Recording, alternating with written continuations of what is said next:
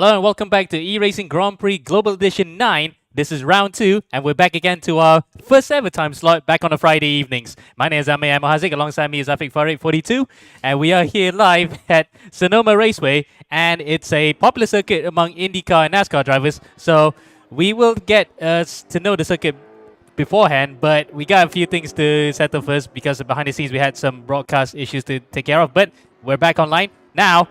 Before we jump straight to qualifying, we'll go actually show the circuit that we're going to use tonight, are we, Afiq? I guess so, but we'll let the drivers take away this one. At the moment, we have Ricky Satria here, who's currently doing qualifying. Remember, the qualifying here is on, and well, it's a 6-minute quali. This is the copper class, ladies and gentlemen, mind you. So, a lot more. Well, a copper class.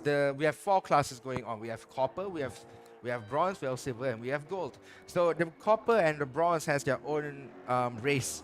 However, for the gold and silver, they're racing in the same. Yeah, they're circle, aren't they? Yes, but they have a different format for this round. In fact, we have 2 different formats, Format A and Format B. Format A is the 15-15 races, if you want to say it, because one race is 15 minutes, while the Format B has 30 minutes in terms of its race length. So, a lot to actually unpack there, but we'll get into that once the once the gold and silver classes get underway, as we are now watching Ricky Satria, who, he's hit the wall a bit on the way out of the final corner onto the start-finish straight. This is the long circuit that we're using for the Sonoma Raceway, yeah, the long circuit, or not IRL circuit, because they used this for Michael Lamont back in the not-so-distant past. And yeah, so now Ronaldo Julie with a time of 1:36.555. So I mean, Ronaldo Julie did set the quickest time here. Same goes to Jaden Ng, who goes on pole with a time of 1:36.103. So a little bit wide there by Jaden Ng, the Hong Kong racing driver, racing for FSA Racing. But mind you, hello, Armand Hashim leading the way, and is it difficult to get the first few corners right, Amo? Because yeah, for sure. Turn 1, turn 2. Okay, I've driven it in Sonoma before, and I think, to me, Sonoma is one of my favorite American tracks.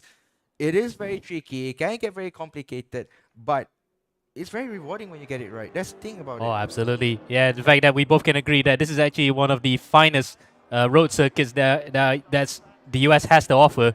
The undulations, the blind crest that you have to go through, especially the fact that we come up now to turn 3 and 3A. This is not turn 4 officially, it's called 3 and 3A. You have to string it to get it properly. If you hit that curve on the inside, you're going to flip into the barriers. So really then, it's a tough old circuit, but one that I think many of the drivers here will relish, Afiq.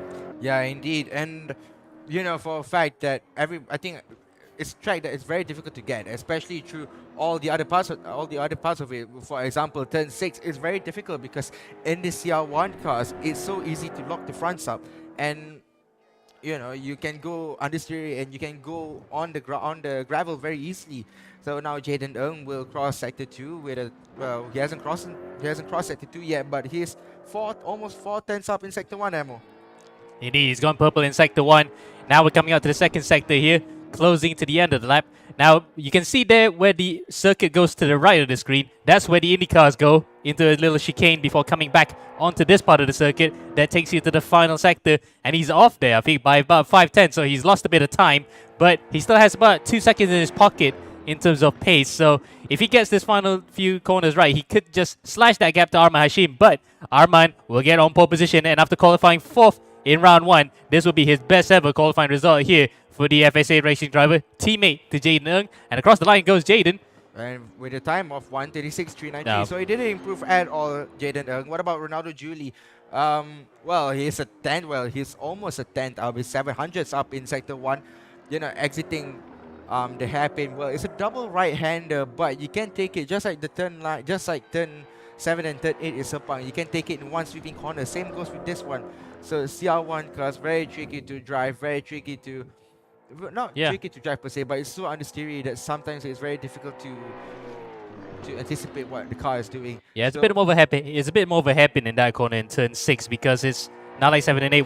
Turn 7, where it's in Sepang 7 and 8 is more of a string. This one, you have to take it as a parabolic hairpin. Now then, Coming out of the final corner then goes Reynaldo Julie, and we see an A no-com there. I'm not sure why Axel no-com's there at the moment, but never mind that. We're just going to go across the line here, and Reynaldo Julie doesn't improve. The man who leads the championship after race 1, and he has a bit of a commanding lead, 13 points, a fourth place worth of points in race 1 to hit to his championship rival. So there we go. End of the qualifying session. Arman Hashim is in first. Second is Nasrul Nasaruddin. Third is Jaden Ng. Fourth, Reynaldo Julie. And fifth, debutant for the ERGP series, Mika Zaris Iqbal. Mika Zaris Iqbal. Well, let me tell you about Mika. He's very special, Mika. Well, he races here in the academy. He is racing here in the academy. We're in the broadcast room. He's in the where all the sims are. And how old is Mika? He's 15. 14. He's 14, yeah. Very special. So the thing about us in the academy is that we cater to everyone, regardless of their health condition or anything, and that's the beauty of it. And for Mika, we call him Mika because that's how us coaches call him. You know, it's very impressive to see his progress. Yeah, indeed. We're breaking new ground here in terms of allowing anybody to race and they can be competitive. And Mika there to be right up in the top 5, his first ever qualifying in ERGP to get into the points. That will really boost his confidence with the race, Afiq. It definitely will. And starting in P5 amongst a grid that, you know, can be very competitive. We've seen Reynaldo Julie being competitive. We've seen Arman Hashim can also be a bit of a headache for all these cars, for all these drivers at the moment. I don't know. It's a very tough call to. It's a very tough race to dictate who's going to win. Yeah, it's very tough to call indeed. Now then, the 5-second ball will come up, and we are going to go racing here. The 5 lights on the gantry will come on. The cars are shaking. They're vibrating on the starting grid, and when they go out, round 2 is underway for race 1, and that looks like a good start there for Nasser Ashara Nasaruddin and Arman Hashim. Both FSA drivers get underway very well. Reynaldo Julie cuts across there to take 3rd place away from Jaden Ng, but it's the FSA Racing guys leading. And where is Mika? Mika Zaris Iqbal. Oh, is that Mika going up to the inside? Reynaldo Julie? Yes, it is. Yes, it is. And Mika's up to P4. A little bit squirrely there. Well, Mika is up to P4 now.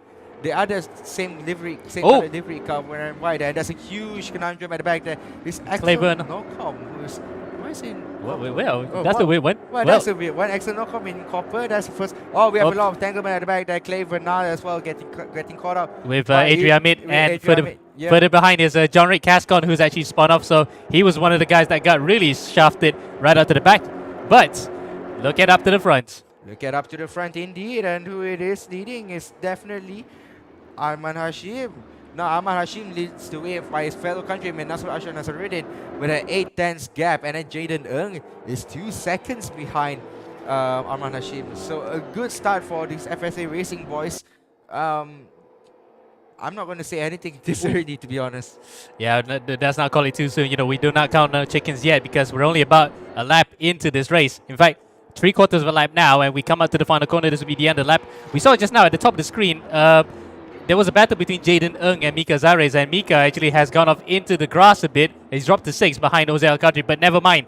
So long as that anyone finishes in this race, they will get points, and that will be crucial to some guys, especially if they're aiming for the championship, to be building up a momentum at this current point.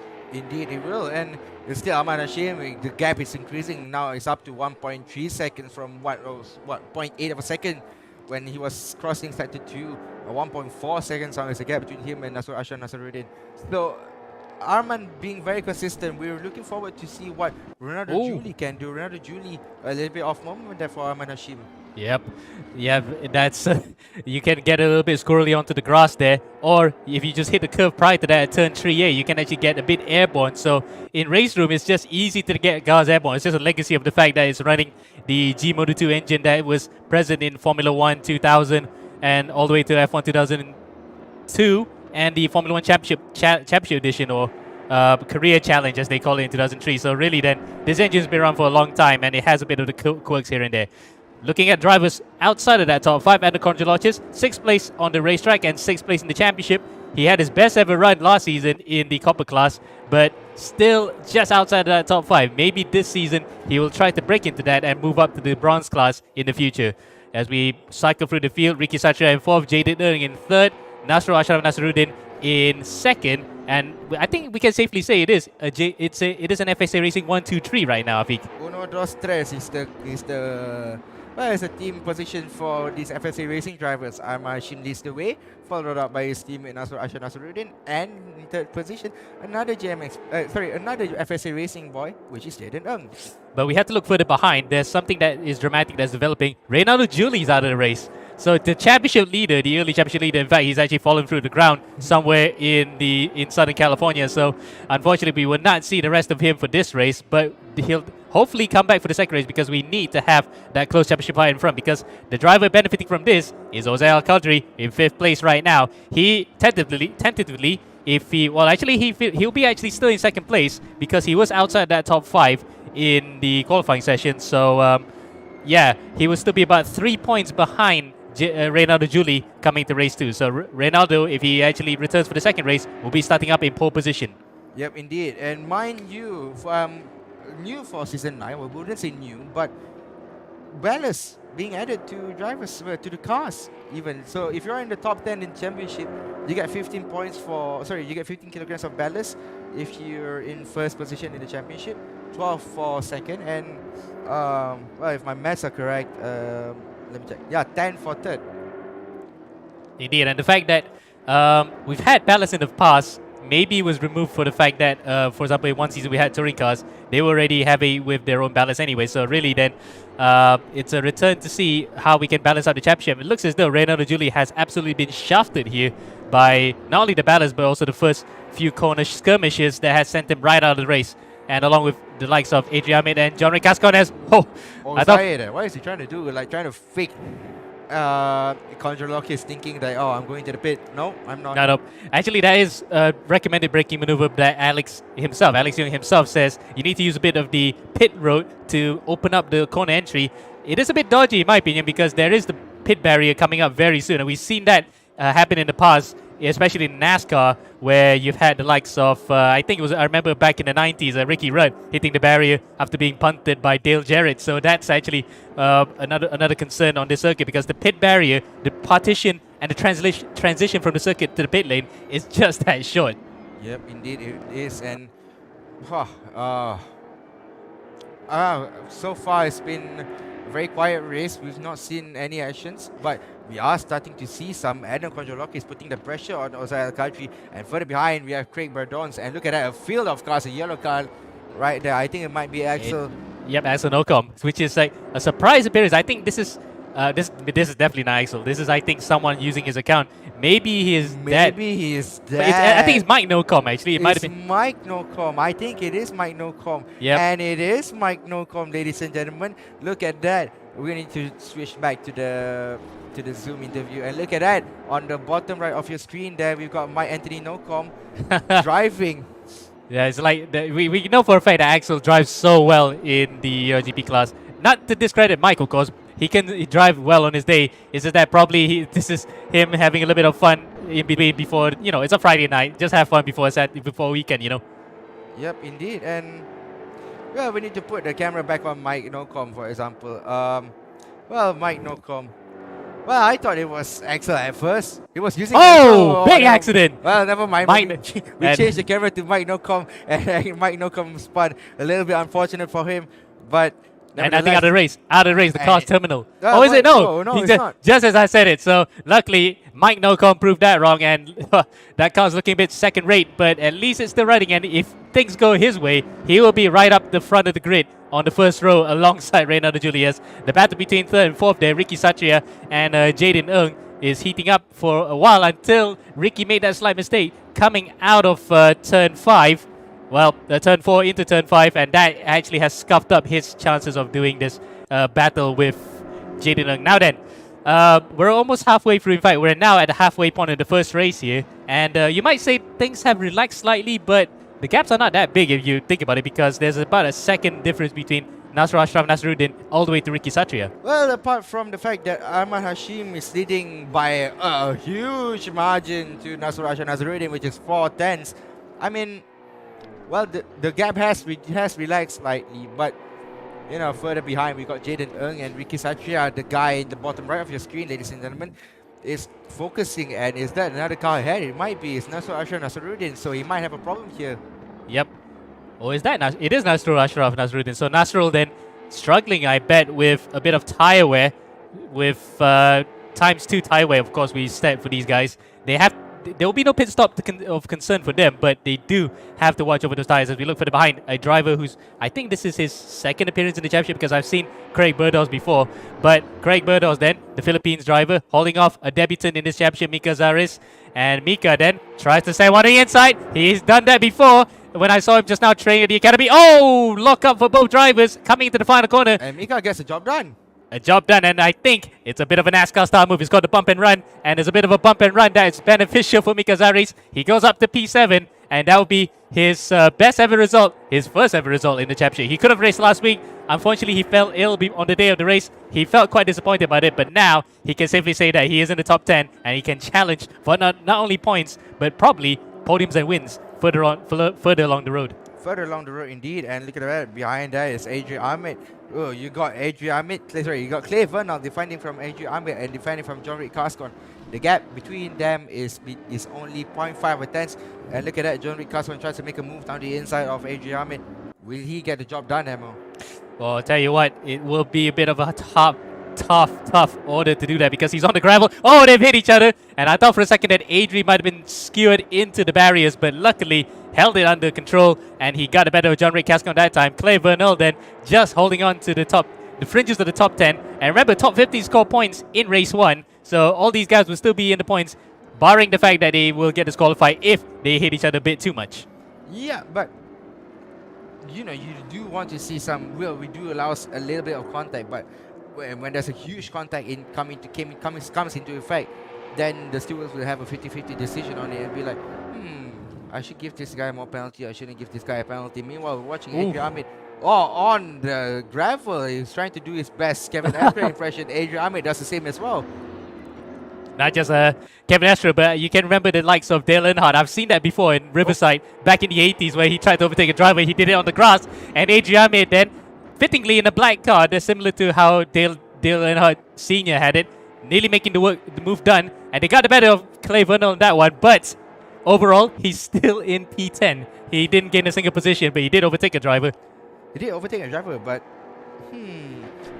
a little bit questionable because John-Rick Cascon, Adrian Ahmed, and Clay Vernal was fighting for position, and Clay Vernal felt the pressure and succumbed to it. Adrian Ahmed lost. Well, Adrian Ahmed didn't gain any position, but the biggest gainer from that battle is John-Rick Cascon. Yep, and John-Rick Cascon might have a bit of an ear-to-ear smile after getting a better of the fellow drivers for that position. As further up in front, you said that at one point the race has settled a bit, but now the race is truly on for the final positions on the rostrum as Nasrul Ashraf Nasruddin holds on to P2 only but for a while now in front of his teammate Jaden Ng and Ricky Satria, who's looking quite primed in a prime position here to benefit if those two in front collide. And remember, this guy won race 2 last time out that we had in Suzuka, so he is in a rich vein of form. Indeed it is, and Nasr Ashraf Nasruddin, look, he is succumbing to the pressure. Jaden Ng is getting closer to him. Ricky Satria is the same scenario between Jaden Ng and Nasr Ashraf Nasruddin. Ricky Satria is getting closer to these two. Indeed. So are we going to see Ricky Satria, the sole man, spoiling FSA's racing party in the copper class tonight?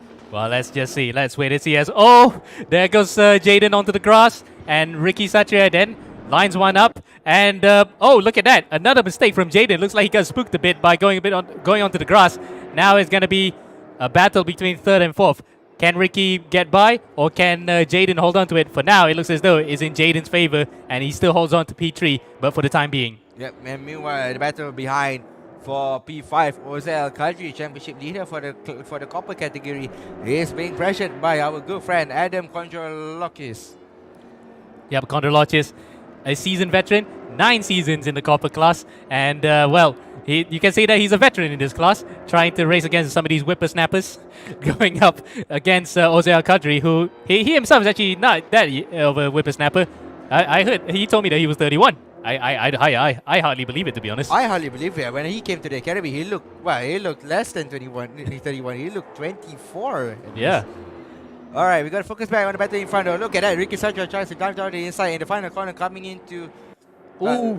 tried to overtake Jaden Ng. And he did it. And He he managed. He managed to do it what the other Ricky couldn't do back in 1994, if not mistaken. Ricky Rudd, the example I said earlier. Ricky Satria goes up to P3, gets the better of Jaden Ng, and he will try to set his sights for P2. As Condor is now still in hot pursuit of Ose Al Kadri, but amazingly, for the last 12 minutes, he's never gotten by him. Yeah, it's not gotten behind him, Conjolokis. 12 minutes, I mean, for the last 30, 12? Yeah, somewhere there. So Conjolok is still stuck behind him. We gotta go back to the battle in front. Oh, sorry, we gotta go back to the back behind. John Cascon, Craig Badons, and AJ Ahmed. Oh, look at this. This is getting spicy, ladies and gentlemen. It is, and lock up there from Craig. Loses one position. Oh, He's gonna lose two. Oh, AJ almost collecting the back of him. He did tap his rear, AJ Ahmed, on Craig Badons, but he gave back the way. Now then, final step of the podium. You have at least one more lap, 1.5 more laps to go in this race. Indeed. In fact, we project at least there's about 10 laps in this race. And guess what? We're on the cusp of that 10 lap right now. We're on lap 9, coming to lap 10. Well, in fact, actually, if you round it all together, it is 11 laps. So we're being picky on that. But either way, they got a back marker coming up, and it is actually Mike Nocom. So Mike Nocom then will become the latest driver to be overtaken by this group. Oh, they've hit each other. Nasr Ashraf Nasruddin has hit Mike Nocom, and that opens the door for Ricky Satria to go up the inside to second place, and he has done it. 2 overtaking spots at the same time for the 2 straight laps, and he's gotten it up to second. This man is on form, and we might safely say is on for the championship. But no, gotta wait a bit, man. Nasr Ashraf Nasruddin is right behind him. He's not giving up without a fight. Look at that, cool, calm, composed Ricky Satria on the bottom right of the screen. How cool and composed can he be as Nasr Ashraf makes a error there, coming into turn 2. Yeah, he cut the corner a bit rally style, isn't it? He cut the crest, but that's not the kind of cut crest that you want, because you will get a penalty for that. They'll ask you to slow your car. As further up in front, we have not seen much of him, but Arman Hashim will be on his way to his first ever victory in the Global Edition, and what a way to actually mark your return, because he did miss a couple of seasons because he was away to do further studies, but now he's back racing again, and with a brand new team for this season. Previously, he was with the Academy. Now he's with FSA Racing, and a go-kart team that have high ambitions to actually achieve a lot in the real world of karting, and indeed further on along the line in motorsports.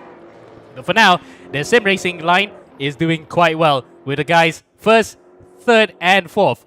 Not a bad way to start a Friday. Oh, something's wrong with Ose Al Kadri. What happened to him? Oh, well, we gotta go back. Championship leader is he was potentially going to be the championship leader, but he's out of the race. So, oh my word! Top 2 in the championship will start up in front for race 2, but we'll worry about that after this. As Arman Hashim comes up now to the final corner, then turn number 11 through 11A and now 12 to win here for the first time in the ERGP Global Edition. We might safely say fist aloft, but he is across the line and wins it for FSA Racing. Second place, Ricky Satria with a fighting drive to overtake the other 2 FSA drivers to come up to second. And third place will be Nasr Ashraf Nasruddin, who will be a bit miffed by the fact that he just got outwitted there by Ricky Satria in the closing laps. Fourth, Jaden Heng, and fifth is Adam Condoloches. And look at that, Ricky Satria on the bottom right of the screen, celebrating, and Mika Zahris Iqbal, ladies and gentlemen, debutant. Well, like I said, we're not trying to side anyone, but given the fact that this kid has health problems, he is very, very, very capable. And in his debut race in the ERGP Global Edition Season 9, he finishes in P6 for race 1. Well, we can simply say we can have a clap of that.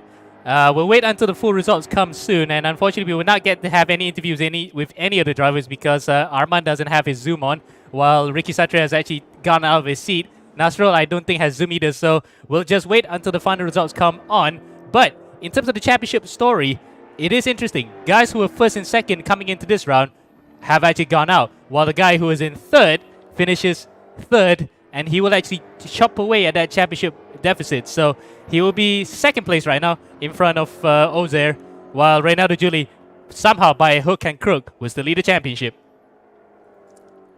Well, sitting beside me is Emo Hazik, and you can see the overall leaderboard there. Arman Hashim wins the race, and Ricky Satria finishing in second position, the privateer, and also Ashraf Nasruddin, the guy like what Statman Ammo. We love calling him Statman Ammo because sitting next to him, he has his laptop on with all the championship standings. So you gotta give respect to that. And also Ashraf Nasruddin finishing in third place. Jaden Ng in 4th place, and Adrian Konjolokis in P5.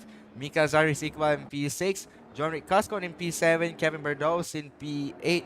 AG Ahmed in P9. Chris Vernal in P10. The New Zealander. Mike Nocom. I got it mistaken. I thought it was Axel in P11. And Jose Alcantara in P12 and Renato Julie. So the top 2 in the championship gone from race 1.